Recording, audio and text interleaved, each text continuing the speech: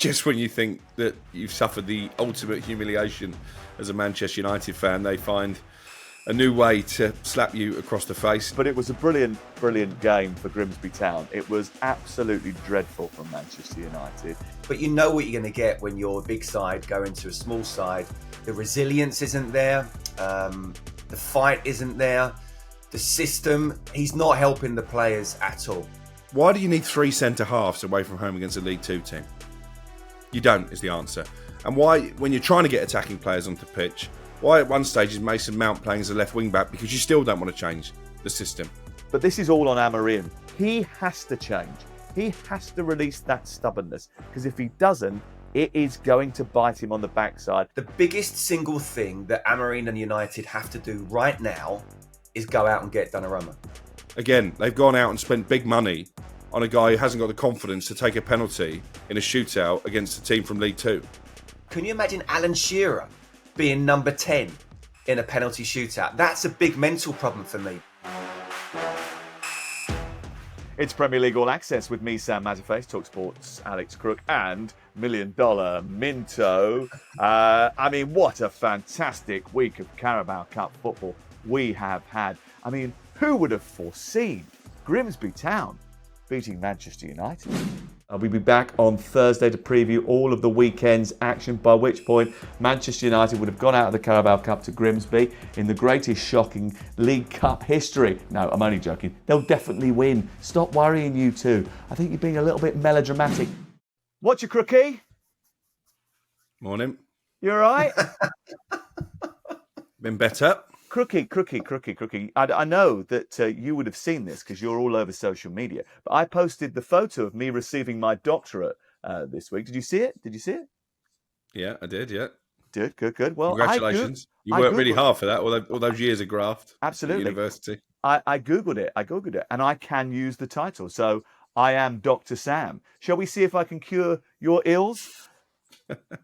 Welcome to my therapy chair. I've got my blood pressure monitor here, if that helps you. Do you want what? Let's see what the reading was last night. Oh dear, it was off the chart. That's dark red there, Crook. Are you feeling okay? Have you calmed down yet? No. Just when you think that you've suffered the ultimate humiliation as a Manchester United fan, they find a new way to slap you across the face. Now, you know I hate DIY, right? I'm rubbish at DIY. It's not my thing at all. I'd rather pay someone hundreds of pounds to come and do DIY in my house than me actually pick up a hammer. In fact, I couldn't even find a screwdriver last night. I don't know where my Phillips screwdriver is, right? That's because you usually get screwed by Manchester United. Of my toolbox. The second goal goes in, I stormed off. I went to build a bed. That's how desperate it was. And I feel bad, actually, because my 2 sons were with me. You know, I made a big deal. We were going to watch the game together. They've got their new shirts on for the season. And I stormed off upstairs. I built the bed. And I did come back for the last half an hour because I thought I've got to show a bit of solidarity here. But that's how depressed and how angry I was. Okay. And yeah, I'm not proud of it as a father, but the lads learnt some new swear words last night during that game. It was amazing. It was a little bit like you got slapped around the face with a big Harry the Haddock, wasn't it? It was a brilliant atmosphere. Unbelievable to be there. I think it sort of was made by the fact that there was this huge storm that came in off the North Sea halfway through the game, which made it even more sort of dramatic, I think. But it was a brilliant game for Grimsby Town. It was absolutely dreadful from Manchester United. In fact, my son woke up this morning, he's a Manchester United fan, and he started goalkeeper training because he said, well, if Andre Onana and Altay can play in goal, then I definitely have a chance, Dad. I said, you probably have, to be fair. Look, it's usually a sort of eventful thing now, the Carabao Cup first and second round. And I said this in commentary last night, Scott. This 90-minute rule changes the whole thing. If you're not at it as a Premier League team and you've rested a few of your bigger names or you've changed the dimension of the team, those lower league teams or the teams that have themselves got some youngsters in that are really hungry can have you. Absolutely. And let me tell you, while we were just before we were about to come on, Crookie's kids learnt a few more swear words, and I did as well. So, did you? Do you know what? There's so many layers to this. You could have the pod obviously by itself and some as well, couldn't you? Look, let's give the credit to Grimsby. Fantastic. You know, it was their biggest day of their career, let alone season and that. But you know what you're going to get when you're a big side going to a small side. You know, even in the first half, it wasn't torrential rain, and the pitch. You tell me, Sam. The pitch looked pretty decent. So first 20 minutes, you were always going to get this side coming at you. I don't know where to start. I mean, you know, the resilience isn't there. The fight isn't there. The system. Look, I could turn around and say, well, Antonio Conte won the system with Chelsea a few years back. That Oliver Glasner's making that system look absolutely fine, and there's nothing wrong with it. But he's not helping the players at all. We talk about Onana. I mean, what are we saying here? I mean, the biggest single thing that Amorim and United have to do right now is go out and get Donnarumma. That's or another goalkeeper. That's the biggest single thing they need to do right now. Forget about the medium to long term. But when you see Ruben Amorim, and look, you know I love all things Portugal, and I know Crookie does too. He's out there enough. I wanted him to do well, but I just don't see, with everything that he's doing, he's not helping the players in what is a very difficult place right now. Seeing him on the bench, not even sort of showing any leadership, not able to, you know, looking down as if like he's a little kid who's just about to get a detention at school. He's got to show more leadership. But what is it about Manchester United that two of your star signings and the players who have played well, they missed the penalties, and your star striker is number 10 in the penalty shootout? That's worse for me. Again, I was just chatting with Crookie beforehand, saying about how poor he was, Sesko, when he came on. But actually, the biggest thing for me is that anybody can play badly or perhaps take time to settle in, is that he didn't step up to be in that top 5. Can you imagine Alan Shearer being number 10 in a penalty shootout? That's a big mental problem for me with him. More worrying, Scott, is that you didn't notice that he was actually on for the whole game because he didn't come off the bench. He actually did start it, remarkably enough. But there was so many, there's so many different storylines here, and of course, you know, we could go and dissect the whole game, but Manchester United were just very, very poor. But this is all on Amorim, isn't it? And I said this in the commentary last night. You know, forget all of the stuff about the ownership now. Forget all the stuff about the culture. Forget all the stuff about recruitment. This manager has had 9 months in charge of Manchester United. You don't get 9 months in charge of Manchester United and have a free hit and get the chance to bed your system in and to change the culture and all that kind of stuff. That doesn't happen at top level football. It's not feasible. The fact that it has happened is a massive thing for him. And if you still can't get it right after that, then I'm afraid the spotlight is very quickly going to turn on you. Now, Manchester United can't keep chopping and changing. And I said this in the commentary last night as well, Crook. But he has to change. He has to release that stubbornness. Because if he doesn't, it is going to bite him on the backside, and it's going to bite him hard. Well, he's been given the keys to the kingdom. And it's like giving the keys to your house to the bandits from Home Alone. Because at the moment, he's causing more problems than he's solving. And the biggest issue of them all is the fact he's so wedded to this system. It's not just about the Grimsby game, but obviously this is the point of reference. Why do you need 3 centre-halves away from home against a League 2 team? You don't, is the answer. And why, when you're trying to get attacking players onto the pitch, why at one stage is Mason Mount playing as a left wing-back? Because you still don't want to change the system. Good managers have tactical flexibility. I'll go back to Erik ten Hag. Second game of his tenure. We were hammered. Manchester United were thumped 4-0 at Brentford. They were playing Liverpool the next week. He decided, this team can't play the football I want to play. So I'm going to absolutely rip it up and start again. What happened a week later? They beat Liverpool. They go on and finish in the top 4. They win a cup in the form of the Carabao Cup. And it's a good season. The reason this guy didn't get the Liverpool job when he was a contender at one stage alongside Arne Slot is because he refused to change his system. He said, if I'm coming to your club, you're going to play my way, regardless of what players you've got on your books. This team, this group of players does not suit his system. So somebody in the hierarchy, and this is where I question if they've got enough experience at boardroom level. Jason Wilcox has been a technical director for 5 minutes, and he's now overseeing the transfer strategy. Is anyone big enough to turn around to Ruben Amorim and say, you know what, Ruben, if you don't change this system and change the direction of travel, you're going to get fired. Because if he doesn't change this system, nothing is going to improve. He's caused chaos with the goalkeepers by trying to be clever, in my opinion, and starting Altay Bayindir and telling us all, well, Nana's fit, but this guy deserves his chance. No, he doesn't, because he's rubbish, Ruben. All right? He's not good enough. Altay Bayindir, we can all see that.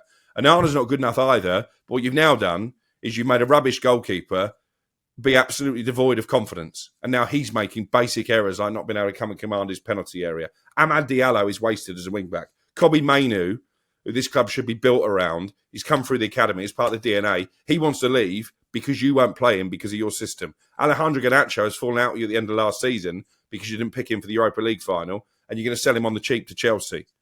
Now, the question Manchester United hierarchy needs to be asking this morning, 29 games in the Premier League, 28 points, have we given the keys to the kingdom to the right guy, or do we need to rail this back now? Do we need to stop Garnacho leaving? Because actually he should be part of the fabric in Manchester United as well. Another young player who's come through the club. Do we need to make sure that Kobbie Mainoo's got a role in the first team? Do we need to sign an actual goalkeeper for this guy? And the Sesko thing, I mean, honestly, again, they've gone out and spent big money on a guy who hasn't got the confidence to take a penalty in a shootout against a team from League Two.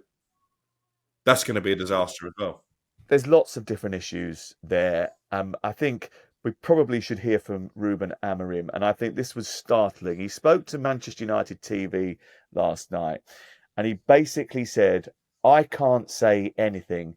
The players have let me down. I don't know what to do anymore. He basically said that. This is what he said.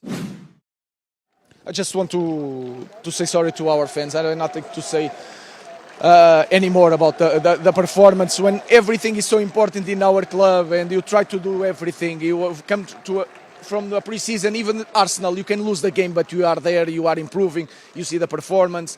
But then reach this kind of game, we are when everything is so important in our club and we start the game like this. I think my players are talking really loud about what they want, so I'm really sorry about to our fans. I have nothing to say anymore. To me, he sounded like a bloke who was prepared to walk away, and the alarm bells started ringing actually, because I know that some managers don't watch penalties. I understand that there's a sort of a superstition that's involved in it. But he's sitting in the dugout, hiding away when his team are taking 14 penalties or whatever it is, Scott Minto, the shootout that went on into the night. He's playing with little tactics boards on the side when the team are 2-0 down, on his own, playing with counters. And I couldn't really work out whether it was a thought process thing. He was trying to work out what it was. But it doesn't matter what system Manchester United were playing last night. The tactics were not influencing the game. It was all about heart and endeavour. I mean, does he look like a broken man himself now? Does he come across like that now? Do you know what? When he speaks in press conferences, I think he still comes across well. But last night, that to say what he said there, I think that is very, very telling. That almost like, and I agree with Crookie. Like, I played under lots of managers, but practically all of them were flexible enough to, and whatever level you call them at, will say this isn't working. We're going to try a different system this particular game. For him to be so wedded to this system tells me that he's not going to change. Maybe he feels he'll lose face if he does, and he'd rather fall on his sword. And that's him now saying, I'm ready to fall on my sword. The question for the hierarchy is, and as Crookie says, and with the window still open, do you allow Kobbie Mainoo to go, who I thought was good last night, by the way? And at least one of those who wanted to stand up. He was okay, yeah. He was one of the better ones. His head must be all over the place, Kobbie Mainoo. Even if he wasn't quite at it. And listen, I agree with you. I think he was one of the few who did stand up, but he can play better. Who can blame him? Yeah. Doesn't know where his future is. Doesn't have any trust from this manager. But just on because the window's still open, because Manchester United looks so bad, because the Arsenal game seems like a false dawn. There's the immediate decisions that need to be made. I said about, look, obviously the ultimate one is whether you keep the manager or not. Immediately they have to get a goalkeeper, or this is going to happen. I'm telling you now, as poor as United played against Grimsby, Onana or a top keeper saves both of those goals, or those goals do not happen. Scott. And then when you're under pressure, Sam, it's still these players. There's only 3 players he's brought in. Okay, and they're all up front. And I worry about Sesko already because of the penalty, not because of how he played. The other 2, I think, are very good players, but I still don't really know where Bruno's going to go with that. I mean, obviously, it's happened now at Craven Cottage in terms of the penalty. I think This is Bruno Fernandes, who's been United's standout player for the last half a decade, worried that a referee's clipped him before he's about to take a penalty.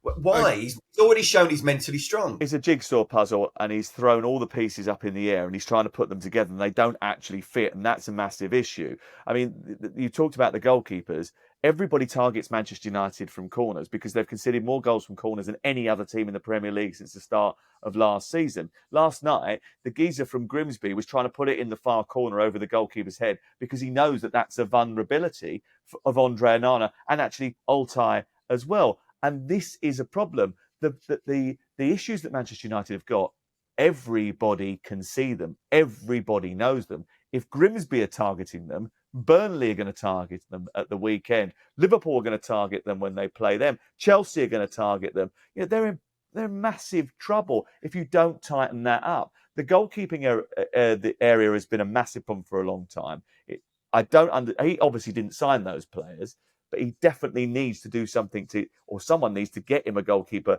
that isn't going to be vulnerable in those circumstances. But all of these multitude of problems still exist despite the fact that the guy's had 9 months in charge. So the question is, what happens next? Crookie, I'll finish off and then you can obviously go with what you want. The thing for me is that it's an immediate decision because of the goalkeeper, because of Garnacho, because of Kobbie Mainoo. And if you're going to let, as Crookie's just said, all those three go, then you're sticking with Ruben Amorim. The problem is, this is the first time that the hierarchy have really gone for their man. You know, they extended the contract of Ten Hag, then they sacked him. They think that they're going to look like absolute idiots, but they already do. Crookmeister? Well, listen, I've reached out to people at the club this morning, as I felt compelled to do from a professional perspective, and asked the board still backing Ruben Amorim. It seems churlish, 3 games into a season when you just spent £200 million. And the response I get was, as the manager said last night, we're just focusing on Burnley. Now, that's hardly the club coming out and backing their man. So I think he's got to get results and he's got to get them quickly. And as I said, someone at boardroom level has got to say to him, your system is flawed with this squad. So find a new system and find a way to win football matches. Because after Burnley, I think I'm right in saying they've got the Manchester Derby and they've got Chelsea. So there's every chance, even if they beat Burnley, and I don't think that's a tap-in, I did earlier this week, I don't think it is now, there's every chance that they're going to find themselves 5 games into the season with 4 points. That's a relegation battle. Do you think there's a possibility that he might walk away from this? Managers don't walk away from contracts unless he is the most generous manager in the history of the Premier League. He's not going to turn his back on a multi-million-pound a year contract. It doesn't happen. Who was the last Premier League manager who quit? He's not going to, and you know he would be, as Crookie says, that you know would be not an idiot to do it, but he won't. But I'll be a little bit out there here. They're too open at the back. They're not giving themselves a chance. They need to be quite very resolute. Who's the manager at Manchester United over the last decade that actually has done pretty well? We know maybe has lost his mojo a little bit, but actually said that he's finished second and that's one of the best seasons, greatest achievements he's ever done. Wasn't given support by the hierarchy because the player power was too much at that particular time. Lost, as I say, has lost his mojo a little bit and lost to my Benfica last night. But I genuinely think a Jose Mourinho in there would sort the problems out and give the players help. Because at the moment, still, as we've been saying for the last 9 months, the weight of that shirt is too much and the players need help and they're not being given help by Amorim. Well, we'll see what happens. He certainly cut a forlorn figure last night and he's got a big job on his hands trying to get his team up for the arrival of Burnley at the weekend. Who would have thunk it?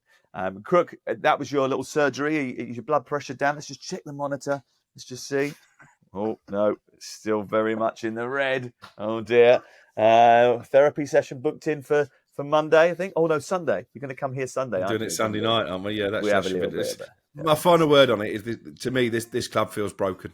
Okay, and I'm not sure. I'm not sure how you repair it. It's going off. It's going off. All right, calm down. Keep your powder dry. It's okay. That's it for Manchester United. Let's look at the standout fixtures from the weekend. Someone's O's got to go. Liverpool against Arsenal. Go head-to-head on Sunday. Crook and I will be there for that one. I reckon he'll be more relaxed by then.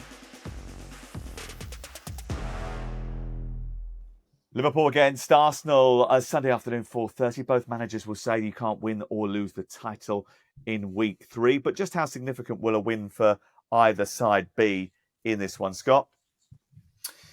Yeah, I think it will. Yeah, I mean, they're right. Obviously, it's still far too early in the season. But then come the end of the season, there might only be 3 points between them. So, you can look back at this, but obviously you can look back at many other games where they might have dropped points or gained points. But it's a statement, isn't it? It's about making a statement, especially if Arsenal go to Anfield and get a win there. And from a defensive point of view, they look a million miles ahead of Liverpool. The question is, are they as good going forward? Which they're probably not. And with the injuries they've got, they have got players to come in. And this is why one of the reasons that I went for Arsenal in the season preview, because I believe in terms of strength in depth, they've got the best squad in the Premier League. But yeah, it wouldn't determine it, of course, but it would make a massive statement if Arsenal could go to Anfield and get all 3 points. I know it's early doors, but which of these two sides has impressed you more so far? I'm going to say Arsenal have been much better than Liverpool. Liverpool have conceded far too many goals, Crook.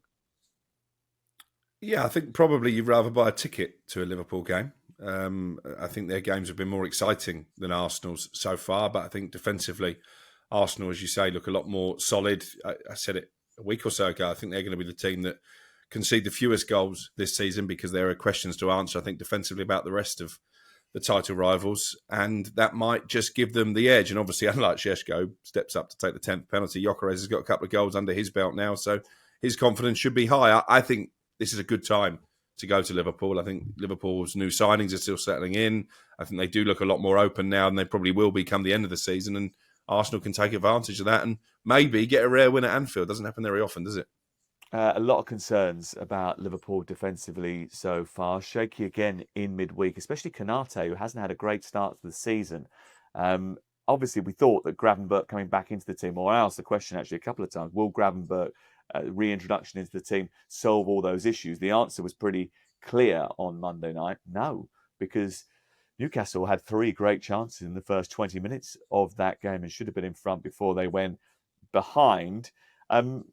Arsenal, how are they going to attack this Liverpool backline? Because they're not the kind of team that sits and breaks with speed, are they? But maybe with Eze in the team, they might do that, Scott. Yeah, and I think what we saw is interesting. Arne Slot after the game saying this was not football, and he's kind of trying to say that was just a war of attrition and it was just set piece after set piece. We know that Arsenal are very good at set pieces. So there's no, I think, although they're not a counter-attacking side as such, I think they'll keep the ball better than Newcastle. Obviously, Newcastle went down to 10 men. I don't think it would be a question of just knocking long balls up there. But in terms of those set pieces or getting the ball in the right position, then in the box, I think they'll absolutely do as much as they can to replicate what Newcastle did. And if they can stay solid and not concede, then I can see them go and get the win needed. The problem for Liverpool is they need 3 goals to win a game at the moment, and they're not going to get 3 goals against Arsenal. So I can see almost, and it seems ridiculous to say, almost at best for Liverpool, a score draw, because I think they need to score. That's not an easy thing to do. But because they're so defensively vulnerable at the moment, Konate, I don't know what's happened to him. I thought he's been absolutely shocking in pretty much every game, including the Community Shield as well. So do they go out and get a centre-half like a Mark Gurhey? But at this moment in time, it is the perfect time to be playing Liverpool.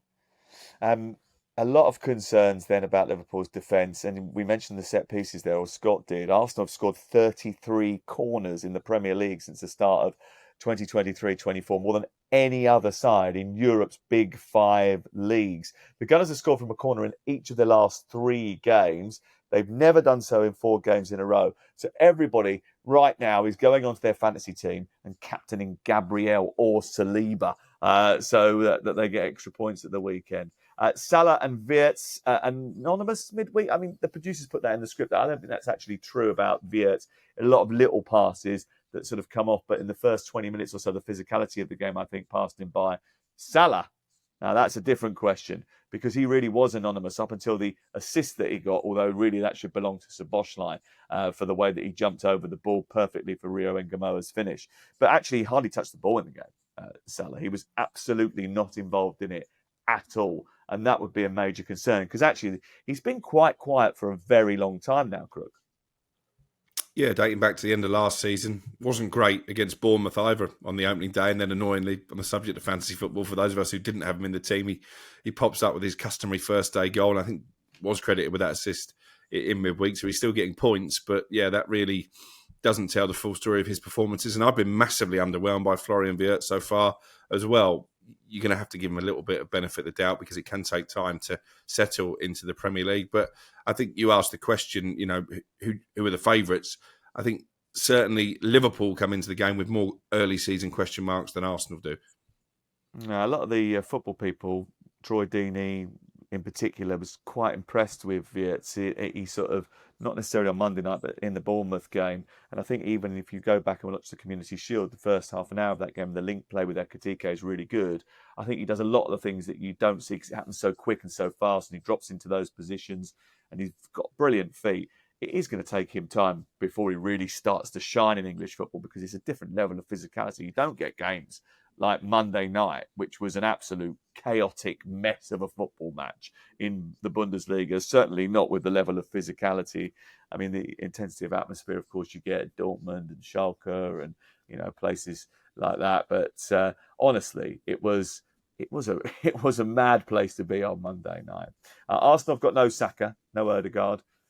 So do you just bring Eze in and Madueke in to replace them? Is that how you do it, Scott? Yeah, I think so. I think Eze's ready. Desperate to try and make his Arsenal debut already. I think Madueke, I like Madueke and I didn't want to see him leave Chelsea. And I kind of felt sorry for him when Eze was signed because I'm thinking, well, how many minutes is he going to get? But he's already played. This is what it's all about. This is one of the major reasons why Arsenal didn't win the title because of injuries and the replacements coming in weren't as good. Look, he's not as good as Saka, but I think it's a great opportunity for both of them. And I think Eze will come in and he'll look like he's been an Arsenal player for 3 or 4 years. So in my opinion, yes, that's exactly what I do. Maybe it's the transfer policy coming to fruition. What about the GCSE kids, Max Darman and Rio Ngamoa? Any chance of them sort of making a mark on this game for the second successive week, Crookster? Well, they'll probably both be in the squad, I'd have thought. But yeah, certainly in the case of Dowman, I'm not sure that we're going to see a late cameo unless they're in a very comfortable position. It was a good game to bring him into last week. Might be a different story for Liverpool because they're still a bit short-handed, aren't they, in key positions? There's been more talk about Mark Guéhi overnight coming in and strengthening the back line, and we're still waiting to see what happens with Alexander Isak. The fact they're having to turn to a 16-year-old to win them the game on Monday night tells you the squad's a little bit light at this moment in time. He's a good 16-year-old, though. And he'll be 17 by the he weekend. is. Yeah. He'll be 17 by the weekend, so you won't be able to say that. Is that okay then? Because you weren't necessarily happy about a 15-year-old being introduced to the Premier League. I think that's been overblown. I asked you a question. So apparently nowadays, if you ask a question to someone, so if you say, are we entirely comfortable with a kid from year 10 playing in the Premier League? Apparently that's you saying you're not happy about it and you think it's absolutely disgraceful because, that's how the world works nowadays. I just asked the question, are we comfortable with a year 10 guy playing in the Premier League? Just because of the physicality thing. And actually, if you go into the safeguarding issue of it, this is a kid that has to change in a completely different changing room. He has to be shepherded to and from the ground by an appropriate adult. All the other things that have to go on that are very difficult and different to the experience of a Premier League footballer. So, yeah, okay, it was a question. Oh, sorry for asking a question. Should I question whether or not Ruben Amorim is getting his tactics right? Oh, you don't think he's not getting them right? No one does. For the record, I'm not 100% comfortable with a 15-year-old playing in the Premier League. Forget all the safeguarding. I'm just thinking about his development. And the physicality, Scott. What if he gets snapped in half by a big centre half? Well, or even by a medium-sized small left back that wants to try and chop him down. And this can happen, but just from a development point of view, I know Ethan and Wary has done it and he's come through it. He went missing for not missing for a couple of years, but in terms of the first team squad, you just don't know where they are mentally. And I personally, I'm not for it unless you are a world-class talent and it stands out for itself. And look, maybe he will be in the future, but I'm not 100% with that either. It's slightly uncomfortable. And Rio's different, right? Because Rio's nearly 17. So he is able to work in Asda, whereas Max isn't. You know that. Is that the barometer? I was actually working in Safeway as a 15-year-old, but they couldn't pay me. I was doing it to get a job when I turned 16. Yeah, Used to turn up every Saturday free of charge. That was 30 years ago. Rules have changed since then. Safeway doesn't even exist anymore, does it? But don't worry, I need to give my charger. That's why it doesn't exist. He's still producing on the cheese counter. He's definitely still their best customer. Where has he gone? He's just walked off in the middle of a podcast. This is the kind of thing, right, that sets this podcast apart. Alex Crook, he's so big time. He just gets up in the middle of a podcast and walks off because his charger's not working. Right, okay. That was the big game on Sunday. Let's take a look. By the way, if you're watching on YouTube, right, I'm going to get Joe, the producers, to do this now. Just put up the empty chair. Yeah, he's gone. He's not there. Right. he's just gone. That's the big game on Sunday afternoon. Let's take a look at Saturday's action now. Kicking off with a West London derby, which is going to be live on talkSPORT. Premier League All Access. The Cheesemeister is back, and $1 Million Minto is here as well with the Doctor, the Crook, and $1 Million Minto. We could be a boy band or an old man band, whatever it is. $1 Million Minto, the Doctor, and the Crook. I think it's got a ring to it, don't you think? Chelsea against Fulham is live on game day, 12:30 on Saturday lunchtime. Chelsea have lost just 8% of their Premier League games with Fulham. But it's a second London derby in as many weeks, Scott, and I suspect this one will be a little bit more of a challenge than the last one. Yeah, look, from a Chelsea angle, obviously delighted to see them playing so well. From a West Ham angle, it was a tough watch. But it was men against boys. And you've gone to the London Stadium, you've gone a goal down.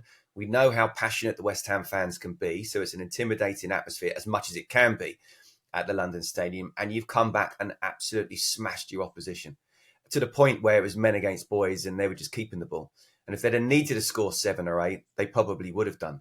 So maybe that tells us more about West Ham right now than it does about Chelsea. But Chelsea, to bounce back after what was a tough first game against Crystal Palace, you and I have both said a difficult time to be playing Palace with Eze in the side, and who knows what's going to happen with Mark Gurhey. I just thought it was a brilliant performance, a really brilliant performance. So this will be tougher, but if Chelsea play anywhere near the way that they did last week, then they should win this game pretty easily.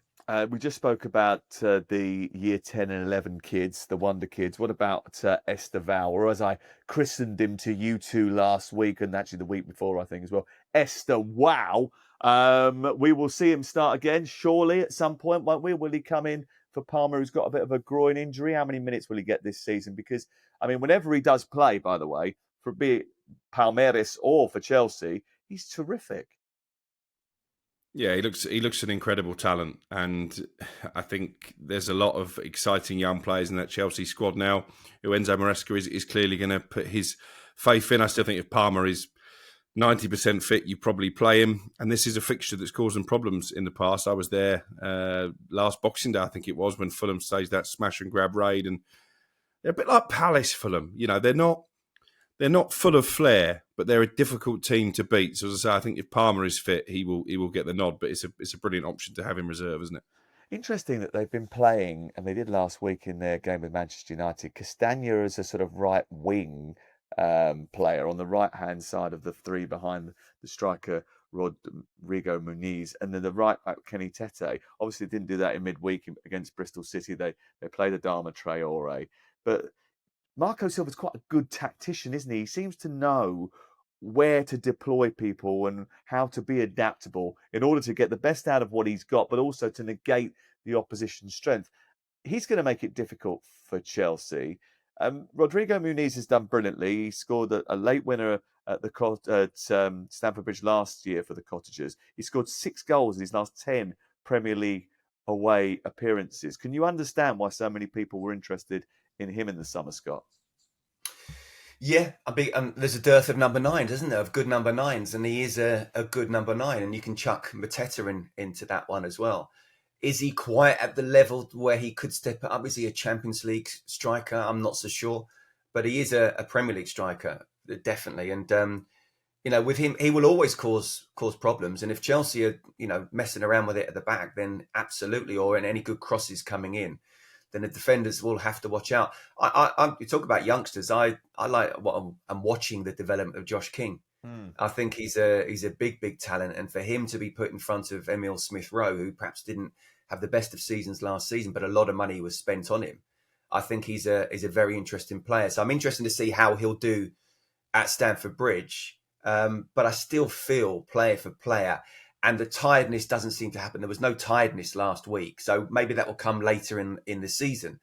But difficult game against Palace. Okay, you can understand that. Brilliant performance against West Ham and scoreline. I think Chelsea are in a really good place right now. Is Josh King old enough to work on the cheese counter at Safeway? I think he is, isn't he? Yeah. Cheesemeister, what's happening in terms of business with Marco Silva and Fulham? Because he's been pretty critical about the fact that they haven't got enough bodies into the building. Yeah, with your assistance, Samuel Chukwueze, we reported on this yesterday. Advanced talks between Fulham and AC Milan. He's a Nigerian winger. I think they're still in for Kevin at Shakhtar as well, the Brazilian. That would be a club record deal. So I do expect Fulham to get busy in the final days of the window. It was quite a telling interview actually when I spoke to him after the game on Sunday, and he said we've got 7 days to put right the wrongs of the transfer window. So clearly he's not been happy with the lack of activity so far. And obviously Chelsea will take a lot of the headlines in the build up to this game, but I really want to concentrate on Fulham because I kind of believe that they've got a chance to do what maybe Nottingham Forest or Crystal Palace have done in recent years and achieve something that gets them into European competition. Can you see that happening under Marco Silva, Scott? I think Fulham need to be very, very careful how they deal with the next few days, because if they don't look after Marco Silva by giving him the players, and they've only got Benjamin Lecomte in so far, he's got 1 year left in his contract, I think, then he will walk. And if I were a Fulham fan, I wouldn't blame him. He's the star of that football club and what he's done. And I agree with you. It's a great opportunity with Premier League, sort of mid-table Premier League players, Premier League teams losing a lot of their star players. This is a great opportunity to go forward when others are perhaps just hoping to stand still. So I'm fascinated to see what's going to happen. But I wouldn't be surprised if he's not at Fulham in 12 months' time if he's not given support. Of course. Now, I mean, I don't know where he would go, but he always seems to have quite a lot of suitors, whether that be Saudi Arabia, whether that be on the continent. He's already managed in Greece. He's managed in Portugal. People have talked about him a lot elsewhere on the continent. But, I just wonder whether or not if there's a change at one of the bigger clubs, then maybe they might look at him, might do worse than looking at him. The big fish hasn't bit on that yet. Let's see what happens. Spurs against Bournemouth. This weekend. They've changed their manager and it's worked okay for Spurs so far. We spoke about the two sides with a 100% record, and Spurs are the third in the league to have achieved that. Are they the most impressive side we've seen this season, bearing in mind where they came from and where they are? I'm not getting overexcited about it because they've had good starts before, but I watched them with my eyes, and tactically, the 3 games I've seen, they've looked 10 times more solid, Crook. Well, I think what's most impressive there is, the theme of this podcast is sort of tactical versatility. Thomas Frank has shown that because he's lined his team up slightly differently in all 3 games. It was more of a 2 holding midfielders, 3 in behind a striker against Manchester City. It was more of a 4-3-3 against Burnley the week before because he realised actually they were going to have a lot of possession and didn't need 2 sitters. And I think that's clever, but I'm not surprised because Thomas Frank's been doing that for years at Brentford, working out how to tailor his team for particular opponents. I think we've got to keep our feet on the ground a little bit when it comes to Spurs. You mentioned there, this is not the first time they've started the season well. They won 10 in a row under Postecoglou. They were top of the league at one stage under Nuno Espirito Santo before it unravelled. So let's see. I still think they need players. I still think they're short of depth, particularly once the Champions League comes around. I think it's a big final few days in the window for Daniel Levy as well. But yes, there's no doubt they've been impressive. That was a statement result against Manchester City. They didn't win 10 in a row at the beginning of that season. I know everyone keeps saying that. They didn't win 10 in a row. They were just Well, they're top half of unbeaten in 10, games. weren't they? Unbeaten They were in 10. unbeaten in 10. Yeah. And I think they beat Burnley, Sheffield United and Luton during that run. So let's not get too excited about what they started like under Ange Postecoglou. But there was always flaws there because you could see it, they could be got at. And actually, they were very lucky to escape from Kenilworth Road with a 1-0 victory. I was there that day. And I remember speaking to Ange Postecoglou afterwards, and he was never quite comfortable with the attention they were getting at that time, because I think he probably knew that it wasn't always going to be like that. And it disintegrated very, very quickly because it was a risk and reward system, wasn't it? You know, this is different. He deploys the centre-backs in a different way. And yes, they're still making those recovery runs. Mickey van der Ven was terrific on Saturday. But at the same time, there is a little bit more protection. That protection comes in the shape of Paulinho and the fact that they basically attack from the front, which acts as the first line of defence, Scott. Pat Matterface's pressing is nothing short of sensational. His performance against Manchester United was brilliant. But they play Bournemouth this weekend. What sort of game are we going to get? Because these are two teams that very much want to engage high up the pitch, very much want to give the opponents no time on the ball. So how does it play out? Yeah, I'm really fascinated. By the way, Tottenham are the most impressive side so far. We've only had a couple of games, but you can chuck in the PSG game as well.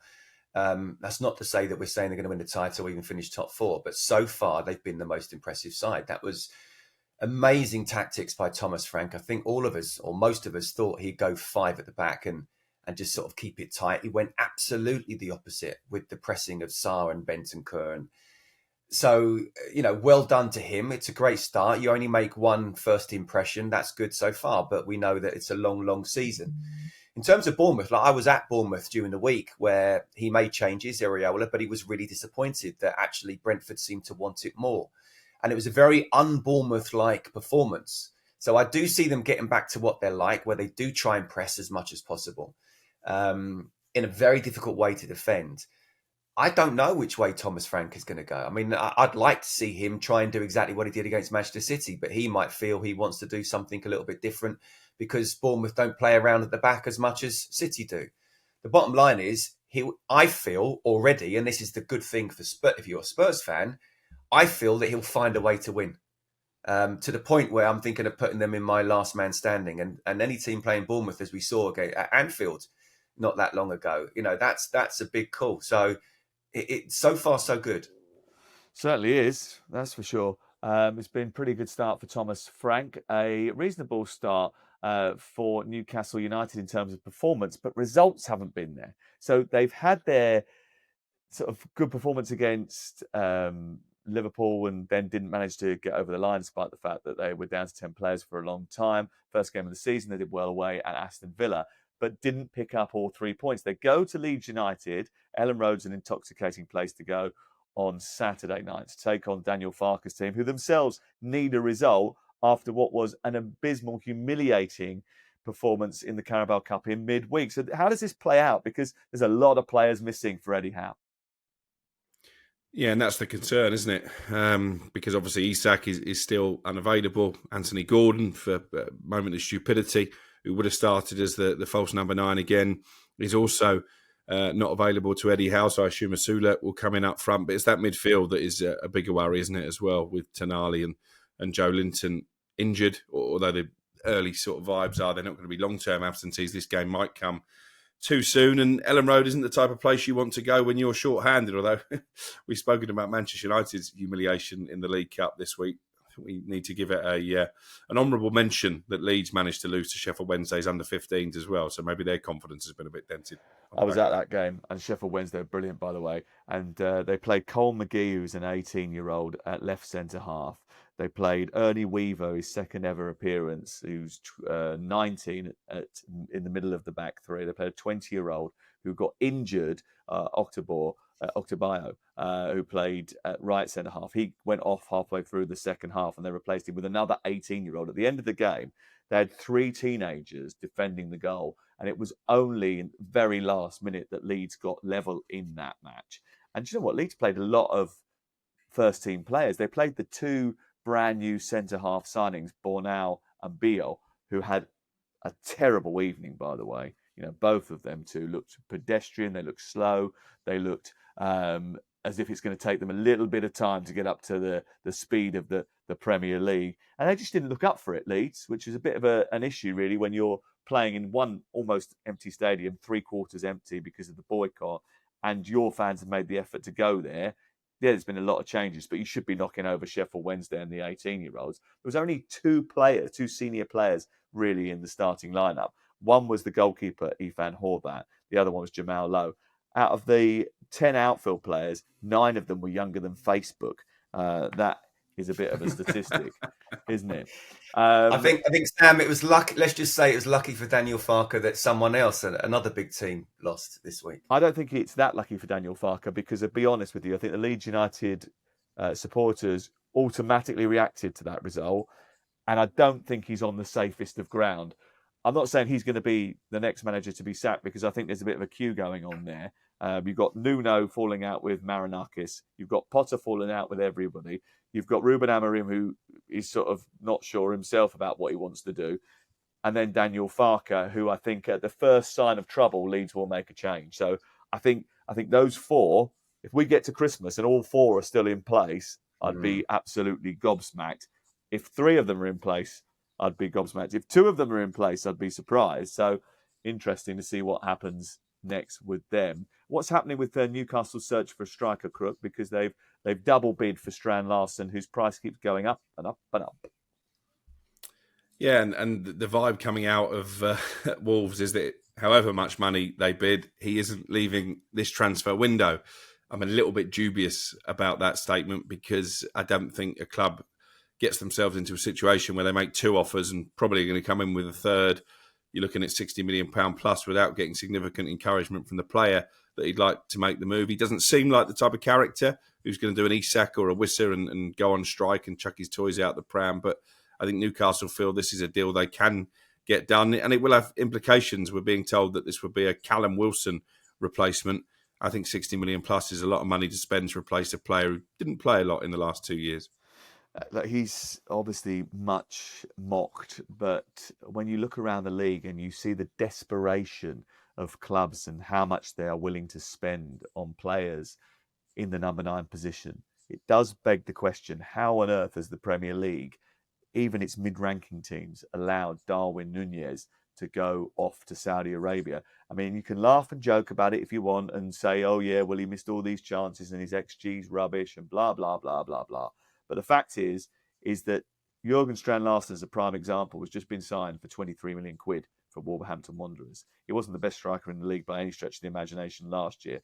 Now we're talking about 60, 70 million quid for a bloke who, let's be honest, is a very hard-working, very good character. He's got the ability to put the ball in the net, but he's not Alexander Isak by any stretch. I think there's a bit of negligence going on in the Premier League that they've allowed Núñez to go off to Saudi Arabia. Okay, maybe he wouldn't have gone anywhere else because he wanted the money, but they're not 2 a penny, are they? It's nice to get a bit of a mention for Darwin Núñez as well. So he didn't quite hit the heights I thought he would. But if you listen to any ex-footballer, they all say the same thing. Yes, he's very inconsistent, but he can cause absolute havoc. So maybe wages was the problem. But I couldn't agree more, both on Núñez and on Strand Larsen as well. I know he came off the bench to score a couple of goals midweek, but he is nowhere near a £60 million player. It just goes to show, to be fair to Wolves, they've got him under contract. This is what it is. But I think it will have and I know you're saying it will sort of affect the Callum Wilson one rather than Alexander Isak. But how can Newcastle sell when they just can't get anyone else? They cannot afford to let Isak go if they haven't got replacements. Simple as that. If they get Strand Larsen, they get Wissa, they'll sell Isak. Simple as that. Yeah. But getting those. But how much for? Well, they're going to use all of the money that they get from Isak on those 2 players. And actually, if you were a businessman and you're looking at that situation, you go, well, that's not the best use of the money. That isn't right. Are you not better actually sucking it up, selling him for 130 million and then going, right, we'll wait and see. But then everyone knows you've got that money. So you can't do that. So this is why the best clubs, and not having a go at Newcastle here, because I don't think they anticipated Liverpool to come in with such a big bid, and they were quite determined to keep him initially. I think this is why the best clubs go, we're going to go and get that player first, and then we'll sell him.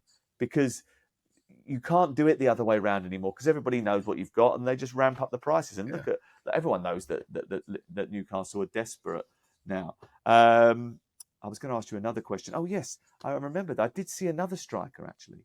A guy, quite a big guy, who sort of didn't move particularly well, but he did score from about 7 yards at Fratton Park. I wonder how much he would be worth.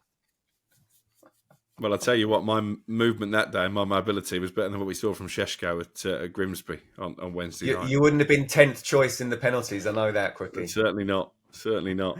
Oh, dear.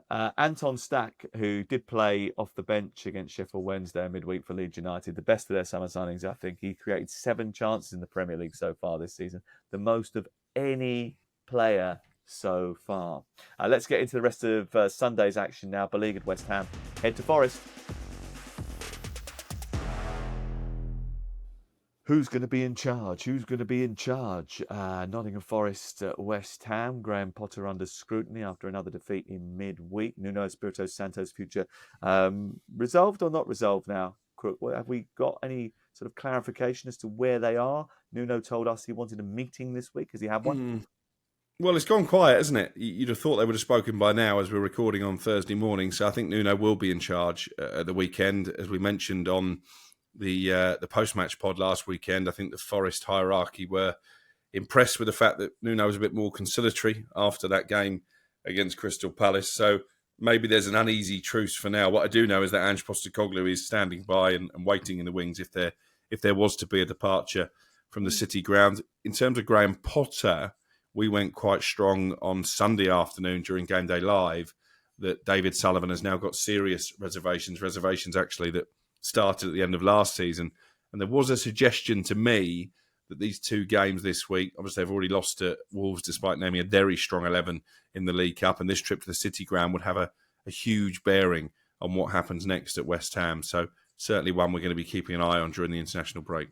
Tensions are obviously high, and the Jared Bowen situation after the game on Tuesday night just sort of highlights that, Scott. You know what West Ham fans are like. You played for them. You spend a lot of time, even now, working in and around the club.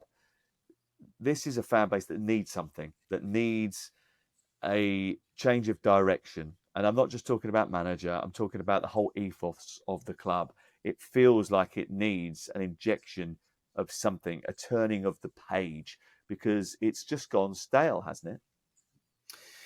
Yes. And when you've got your star player and standout captain, going in that way, who's normally mild-mannered, then clearly something was said. But, quite soon afterwards, he put it out there. I think he realises his responsibility and how important it is for him, especially, to try and look like everything can be as united as possible. So he certainly doesn't want to... He's a brilliant captain. He doesn't want to make things worse.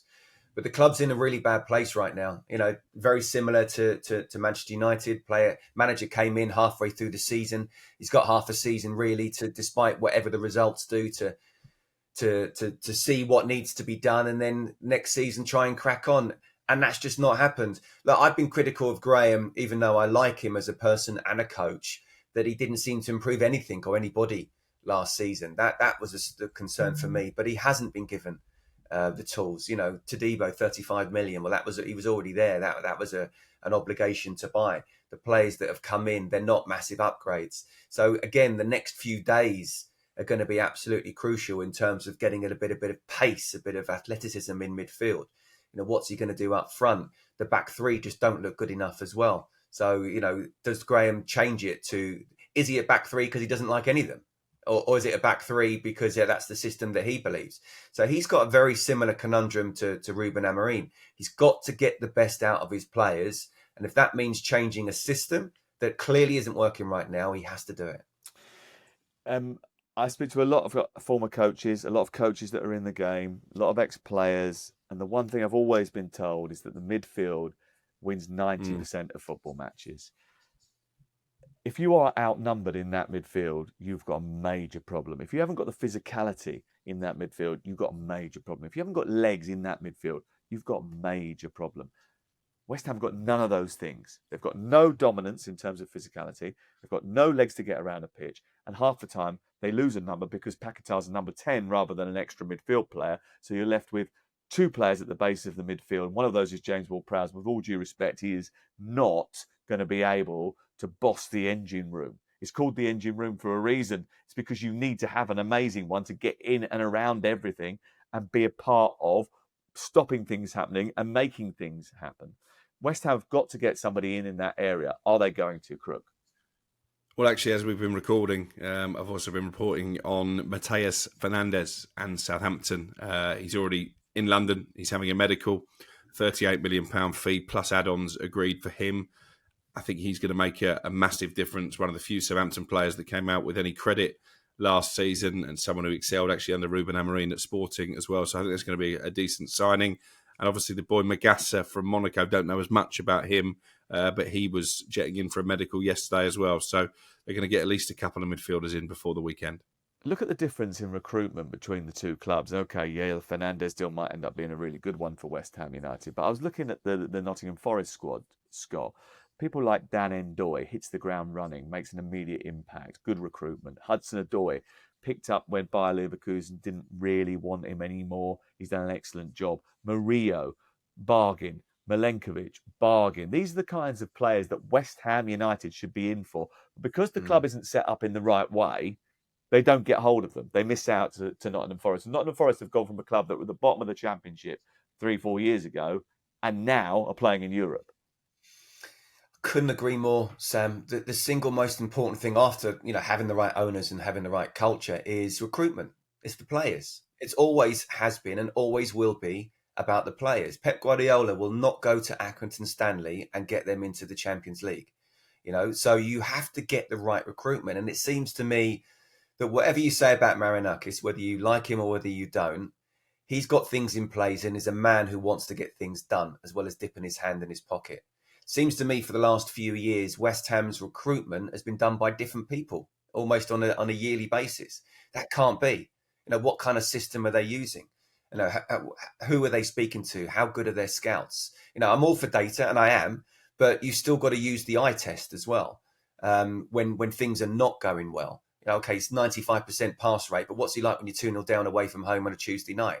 That's the type of understanding what a player can be like. So, yeah, the biggest thing for me is how they're doing their recruitment, West Ham. And once they sort that out, absolutely West Ham should be at least top half of the Premier League. Do you think that should be in the algorithm, Crook? Can you do it on a wet Wednesday night in Cleethorpes? Well, it's a new one from a wet Tuesday night at Stoke, which used to be the cliche, isn't it? By the way, I think if West Ham had gone to Grimsby, they'd have got rolled over as well. So deflect, yeah. deflect. Oh, yeah, that makes you feel better about it. No, it doesn't. No, it really doesn't. Graham Potter wouldn't make it into our man band, by the way. He doesn't really have the sort of front man sort of feel that this podcast has. You know what I mean? I feel we all feel as if we could. I think we would struggle actually a little bit as a band because we all want to be at the front. Crook would want to be singing a Ronan Keating song. I'd be wanting to do something a little bit more sort of country or rock style. He wouldn't have that. Scott's definitely R&B or house music. Or you're house music, aren't you? Sort of dance music. I'm house music, Sam, but being a left back, we don't have to be the standing at the front. I'd be quite happy, bass guitar, rhythm guitar, whatever. Yeah. It's not, the good-looking bass guitarist. Yeah, I could see you doing that. Crookie obviously wants to be the main striker. You can imagine him as a Premier League footballer. He would have to be. Any of the work, would he? He wouldn't do any of the work. No, he'd do all the interviews. He'd do all the sort of frontman stuff. But he wouldn't write the songs. That'd be down to me and you. Or he'd come up with something very cheesy from the Safeway counter, and we'd have to dismiss it. Aston Villa need a boost. Luckily, they're unbeaten in their last 8 Premier League home games against Palace. That's our Sunday night commentary on talkSPORT. Our first commentary of the weekend starts actually in the Championship, Leicester against Birmingham. That's Friday night. Chelsea-Fulham, 12:30 on Saturday. We've also got Middlesbrough-Sheffield United, and Troy, Darren and Mickey Gray are all with Game Day Live team, Adrian Durham at 2:30 in the afternoon. Sunday, Kerry Groves, Alex Crook, Sam Matterface, the Doctor, the Cheesemeister, and $1 Million Minto are all together on Game Day Live from 1:30. Looking forward to that. Where are you going, Scotty? Where are we sending you? Brighton, mate. Brighton City. Oh, me and Crookie are going to Anfield, where Crook is very popular. Always wears a hat when he goes up there. And then, of course, we've got the international break. But we'll be back on Monday morning, very early, actually. I think that podcast will be up very early on Monday morning to reflect on Liverpool, Arsenal and the rest of the weekend's Premier League action.